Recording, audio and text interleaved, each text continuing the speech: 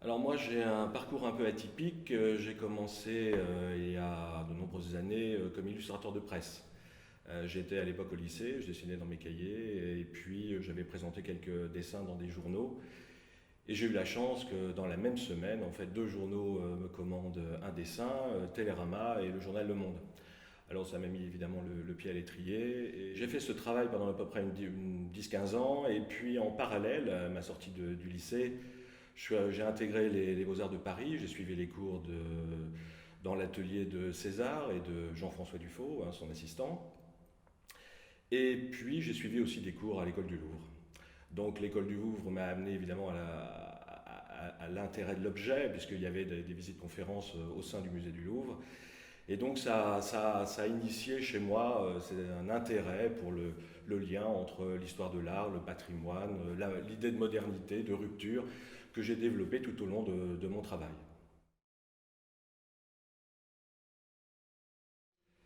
Alors les deux séries qui sont présentées, en fait il y en a une troisième aussi, hein. Il y a une série sur l'image, une réflexion sur l'image, qui est la série des Dagides.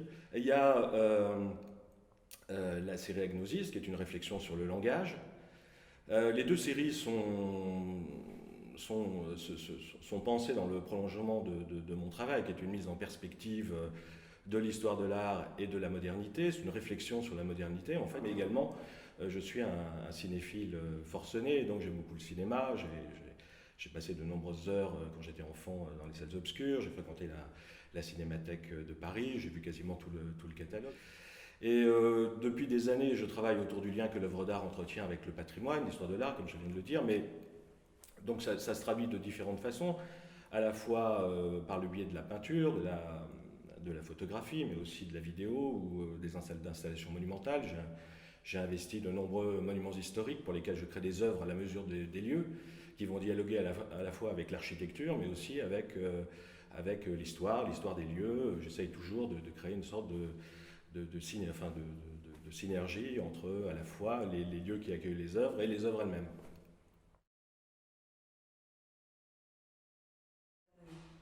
Alors je choisis au sein de ma vidéothèque personnelle, j'ai beaucoup de films, je dois avoir près de 3000 films. Les scènes par rapport à ce qu'on appelle dans le cinéma le climax. Le climax c'est un moment où il y a un basculement, c'est un point culminant au moment dans la narration, et il va y avoir un basculement justement dans cette narration. Bah, il y a dans le cinéma une sorte de mise en abîme. On part d'une fiction, donc la fiction est en trois dimensions.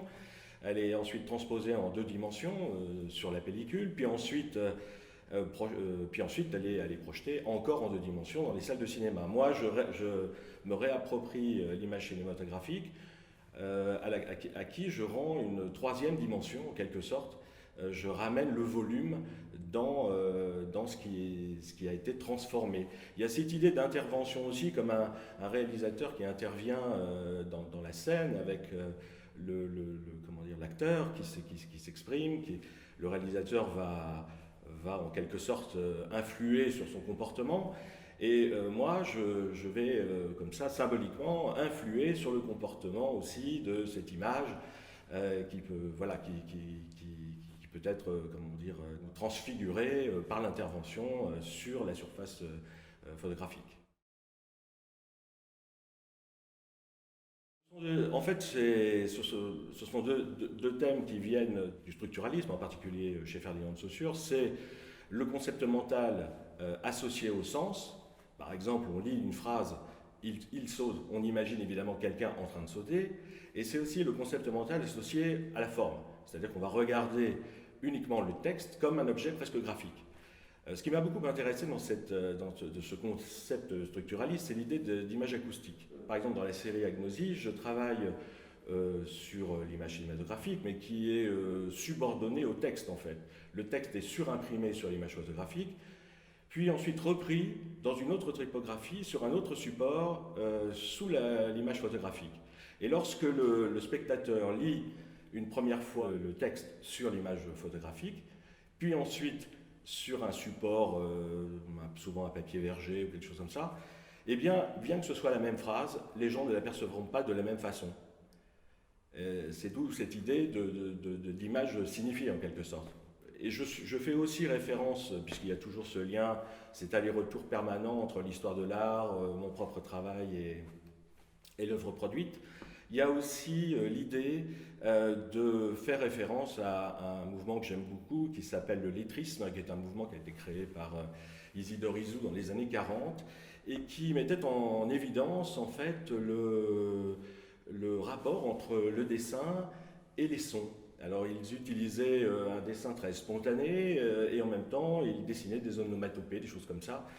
Et il y avait cette idée du dessin sonore en quelque sorte. Et moi j'ai repris cette idée, enfin je fais référence plutôt à cette idée, aussi bien d'un point de vue intellectuel en faisant référence à l'école structuraliste, que vraiment à l'idée d'histoire de l'art en impliquant aussi le lettrisme un peu dans la réflexion qui m'amène à travailler sur les agnosis. Parce que c'est quelque chose que j'ai toujours fait, j'ai toujours essayé de décaler, de percevoir différemment. Où il y a un jeu avec le spectateur étant lui-même acteur dans le processus de création. Enfin, il y a toujours ce travail. Et la photographie est aussi une manière pour moi de penser la photographie, mais d'une autre façon. C'est ce qu'on appelle un peu la photo plasticienne. C'est-à-dire qu'on intervient en permanence sur un support, on le transforme, on le déchire, etc. On peut repeindre dessus. Je pense par exemple au David avec une sorte de fragmentation de la surface. Et si je pense à mes premières œuvres qui étaient des bois gravés, qui étaient peints d'abord, puis ensuite gravés de milliers d'incisions, ben, je trouve qu'il y a vraiment des points communs. On est l'artisan d'une seule et même œuvre finalement, toute sa vie.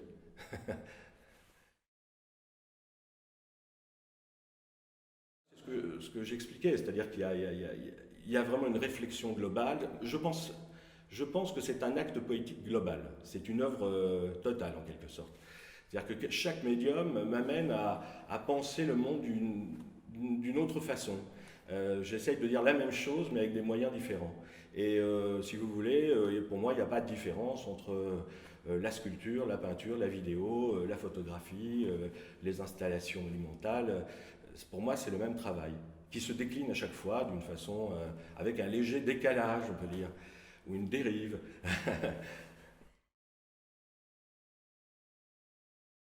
Et ben, la dérive, voilà, elle est qu'à chaque fois, on peut dire des choses différentes, aller plus loin dans le processus de réflexion avec chaque nouveau médium. En tout cas, c'est comme ça que moi je le perçois.